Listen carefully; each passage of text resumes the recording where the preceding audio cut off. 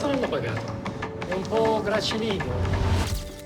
You will start in our Primavera team. Åk ner och gör oss stolta.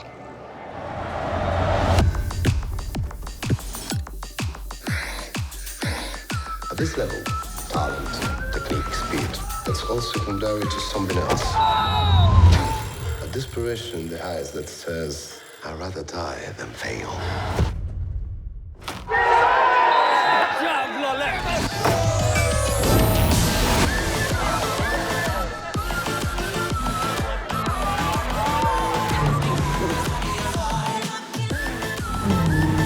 Guess you're expensive then.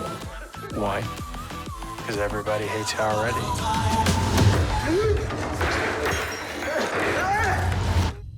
Lucky me, I'm a lucky son of a gun.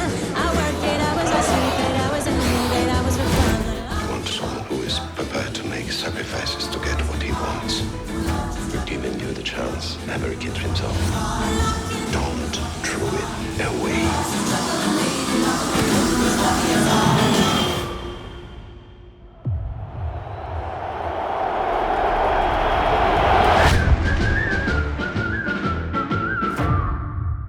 Hello, everyone, and welcome to another episode of The Breeze, Breezeway Productions The Breeze. We bring you the latest in film and independent film news, and we have a wonderful guest with us here today, representing his film Tigers, that is the official selection from Sweden for this year's Oscar campaign. So we have Ronnie Sandhal here with us today. How are you, Ronnie? I'm good. Thank you. How are you? Doing well. Excited to talk about Tigers. I had just concluded checking out a screener of the film, and I very much enjoyed it. So tell our audiences a little bit about the film Tigers. Thank you. Yeah, it's the true story of the Swedish 16-year-old football prodigy Martin Bengtsson, who was sold to an Italian top club, and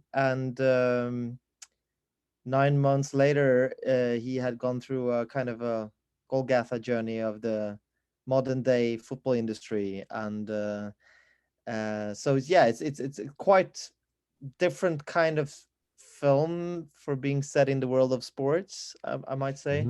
Mm-hmm. It might be a bit more brutal and a bit more harsh, but at the same time I see it as an uplifting movie as well.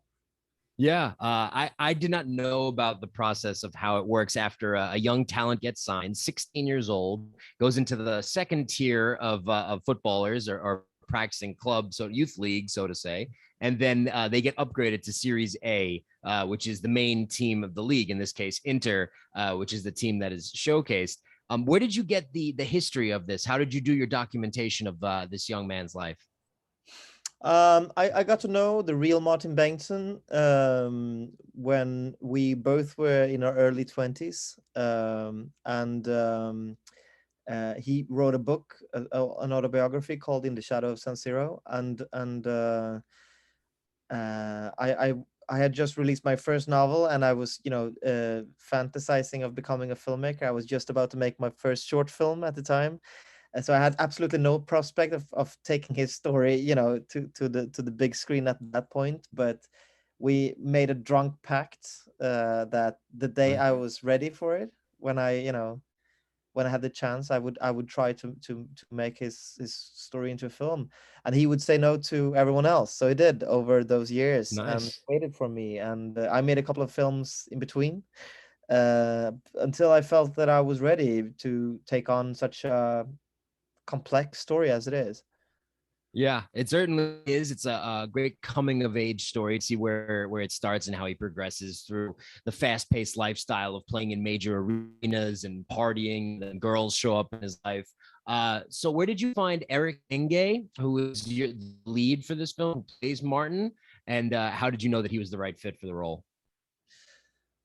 He was not a famous actor at the time. I'd seen him in very small roles before, but when he walked into the audition room, I felt fairly immediately that he was right. He had this kind of intensity that I was looking for, and he had this kind of combination of fragility and brutality. The only problem was that he was so damn skinny that no one would buy that he was as an athlete. So I had to Hmm. take him to this personal trainer that works with transforming bodies for film. Uh, Hmm. and he said, we need a year.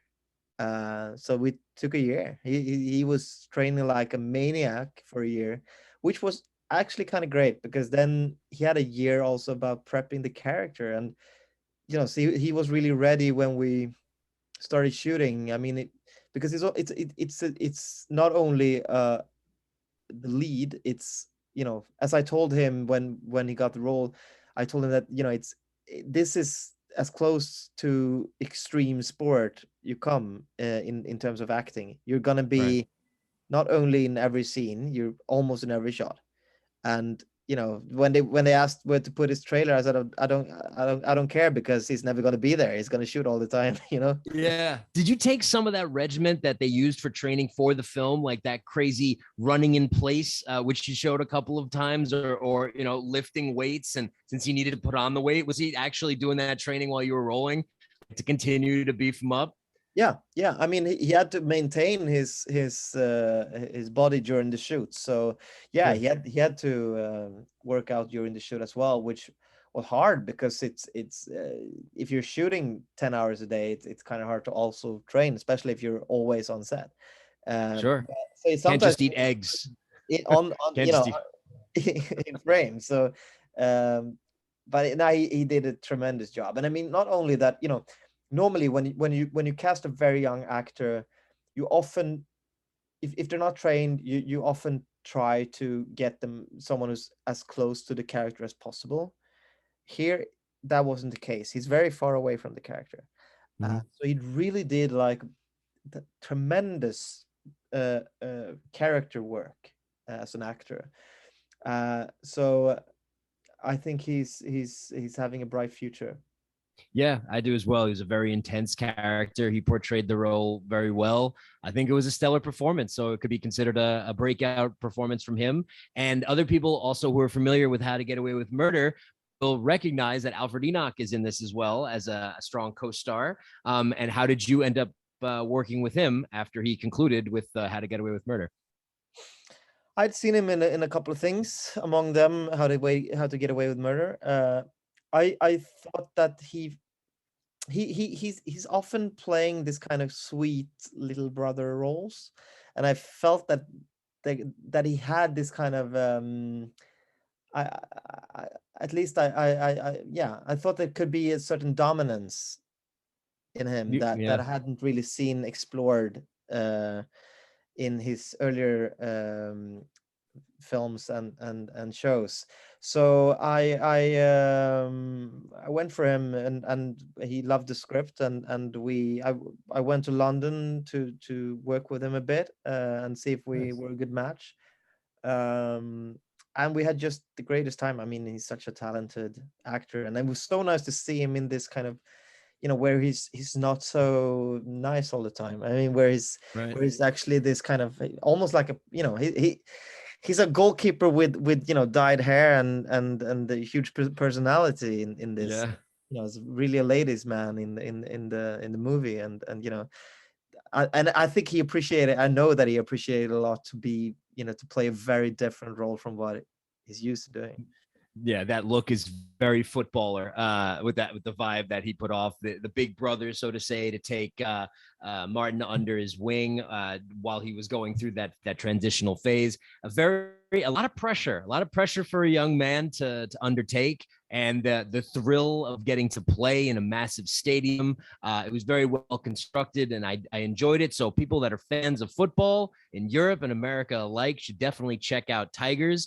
In closing, where can people go to check the film out? Is it in theaters? Is it on VOD? And where can audiences go to take a look at it? Yeah, at the moment it's in, we're campaigning for it for the Oscars since it's the Swedish submission. So it's not out yet on Sure. in theaters. It's hopefully going to be fairly soon, or at least after the Oscars. Okay. So yeah, most people probably have to wait a bit to see it, but it's on the campaign trail, and I'm traveling America at the moment to Nice. get people to watch it. And but it's Yeah, also and we're happy to showcase what is available to the trailer, some stills. Yeah. We'll be able to take a look at it, and we're excited for people to check out Tigers. And I want to thank you, Ronnie, for stopping on the show to talk about Tigers and the cast and the project itself.